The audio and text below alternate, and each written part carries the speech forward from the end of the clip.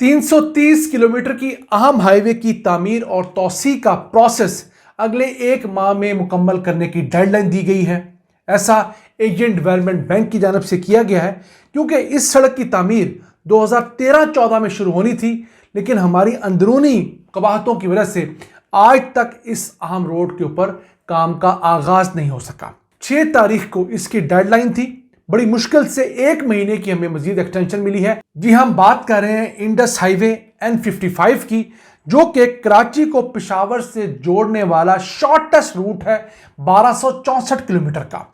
इसमें से 870 किलोमीटर ऐसे हैं जिसे एशियन डेवलपमेंट बैंक कैरिक प्रोग्राम के तहत एक्सपैंड कर रहा है ताकि पाकिस्तान एशिया के 11 मुल्कों के साथ कनेक्ट हो सके, जिनमें एक तरफ चाइना है, दूसरी तरफ अजरबैजान है, मंगोलिया है, काज़ाकिस्तान है और तुर्की तक हमारा रास्ता रोड क्लियर हो सके।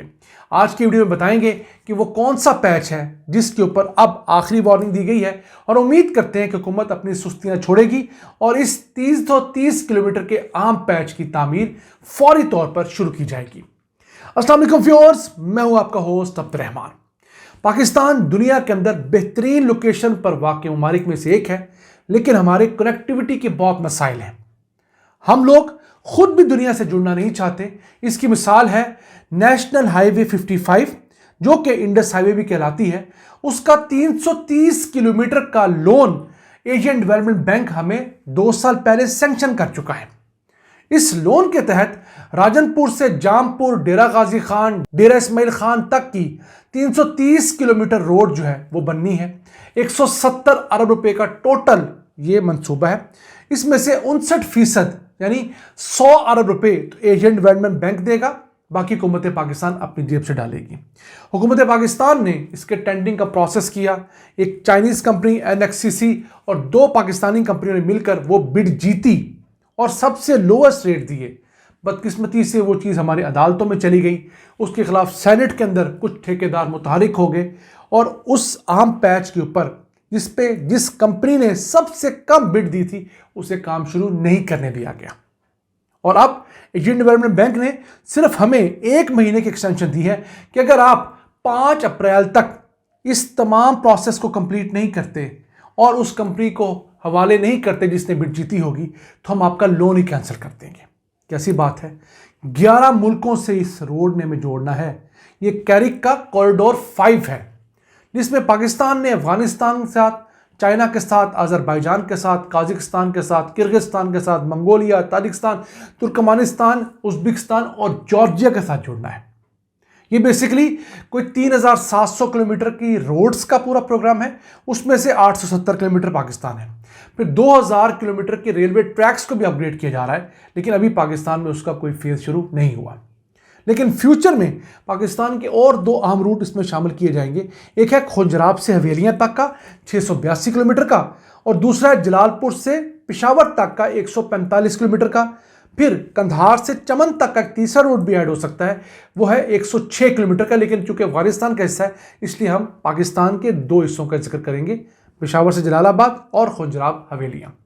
अब बात करते हैं कि इस पाकिस्तान के अंदर मौजूद कॉरिडोर 5 के 3rd ट्रांच की, जिसके मुतालिक हमें फाइनल डेडलाइन दे दी गई है। ये ट्रांच 330 किलोमीटर की है, जिसमें सबसे पहले राजनपुर से जामपुर तक का 57 किलोमीटर का पैच बनना है लॉट 1 के अंदर। 23 अरब रुपये उसकी लागत है। फिर जामपुर से डीजी खान तक का 64 किलोमीटर का पैच 29 अरब रुपये से तामीर होना है। फिर डीजी खान से टिब्बी कैसरानी तक 111 किलोमीटर का पैच 52 अरब रुपये से कंप्लीट होना है। और फिर टिब्बी कैसरानी से डेरा इस्माइल खान, खैबर पख्तूनख्वा तक का पैच 90 किलोमीटर का पैच है, जो कि 42 अरब रुपये से तामीर होना है। याद रहे, इसका पहला जो पैकेज है जिसे ट्रांच 1 कहते हैं, वो 143 किलोमीटर का था, जो कि दरा आदम खेल से पेशावर तामीर हो चुका है 34 किलोमीटर। फिर पटारो से सेवन 66 किलोमीटर, वो भी तामीर हो चुका है।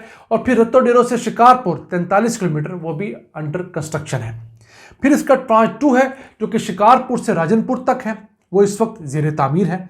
और ट्रांच 4 ने अभी आना है, जो कि जामशुरू से 7 तक 130 किलोमीटर की होगी। तो देखिए, हम लोग लोन लेकर भी अपनी हाईवेज ठीक नहीं कर पा रहे, और ये एक ऐसी हाईवे है जो हमारी तमाम मोटरवे से शॉर्टेस्ट रूट है। मोटरवे पे आप कराची से पेशावर जाएं तो आपको 1500-1600 किलोमीटर से ज़्यादा फासला पड़ता है। जो N5 है, जिसे हम आम जुबान में जरनैली रोड कहते हैं, मुल्तान रोड कहते हैं, उसका फासला इससे ज़्यादा है। ये सबसे शॉर्टेस्ट रूट है। अब इस प्रोजेक्ट के तहत ना सिर्फ इस इंडस हाईवे, जो कि 2 लेन्स की टोटल हाईवे, एक जाने के लिए और आने के लिए, इसे 4 लेन्स पर कन्वर्ट किया जा रहा है, 2 जाने के लिए और 2 आने के लिए। फिर इसके ऊपर बस स्टॉप्स, इसके ऊपर एमरजेंसी ट्रॉमा सेंटर्स और जो भी जदीद तरीन किसी हाईवे के ऊपर सहूलियात होती हैं वो मुहैया की जा रही हैं। जैसे जैसे जो पैच बनता जा रहा है वहाँ पर उस पैच के ऊपर वो सहूलियात दी जा रही हैं। तो अब देखते हैं कि हम लोग इस अहम रिलैक्सेशन का क्या फ़ायदा उठाते हैं और उस रिलैक्सेशन के साथ हम लोग किस तरह अपनी सबसे अहम शॉर्टेस्ट हाईवे को अपग्रेड करते हैं। क्योंकि इस हाईवे की अपग्रेडेशन की कोई भी हुकूमत कोशिश नहीं कर रही। ना आपने पंजाब हुकूमत की जानब से भी सुना होगा, ना सिंध हुकूमत की जानब से, ना खैर पख्तूनख्वा हुकूमत की जानब से। तो कैसी बात है, एशियन डेवलपमेंट बैंक को हमारी फिक्र है।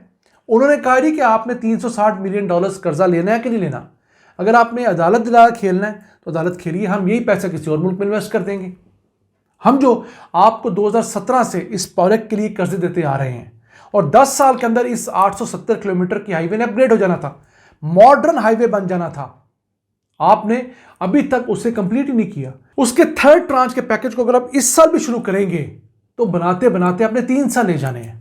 यानी जो 10 साल का मंसूबा 2017 से 2027 तक कंप्लीट होना था, अब वो बमुश्किल 2030 तक कंप्लीट हो जाए तो फिर भी बड़ा मार्का होगा। देखिए, ये वो गलतियां हैं, ये वो कोताहियां हैं जिनकी वजह से हम वो ग्रोथ नहीं ले पाते जो हमें लेनी चाहिए। और यकीन कीजिए, जिन लोगों ने इस प्रोजेक्ट को ताखीर का शिकार किया है उनमें से किसी पर भी कभी हाथ नहीं डलेगा। क्यों? वो सेनेट ऑफ पाकिस्तान में बैठे हुए हैं। वो ऐसे लोग हैं कि जो पैसे देकर वोट खरीद कर सेनेट में पहुंच जाते हैं। बड़े बड़े अरबों खरबों पति ठेकेदार हैं। अब वो ठेकेदार इस कदर इन्फ्लुएंशियल हैं कि वो सेनेट की कमेटियों में, कौमी असम्बली की कमेटियों में मुखालिफ पार्टी को जलील कर देते हैं। चाइना की कंपनी ने इस कंसोर्शियम के जरिए इस बिड को जीता, लेकिन कैसी बात है, चाइना की कंपनी इसको एग्जीक्यूट ना करवा सकी और पाकिस्तानी ठेकेदार उसके रास्ते में रुकावट बने हुए हैं। तो नाज़रीन, ये था आज के एपिसोड। हमें उम्मीद आपको पसंद आया होगा। अपनी सजेशन अपनी आराज़ से हमें आगाह रखा करें। अपने मेज़बान अब्दुर्रहमान को इजाज़त दीजिए। अल्लाह निगहबान।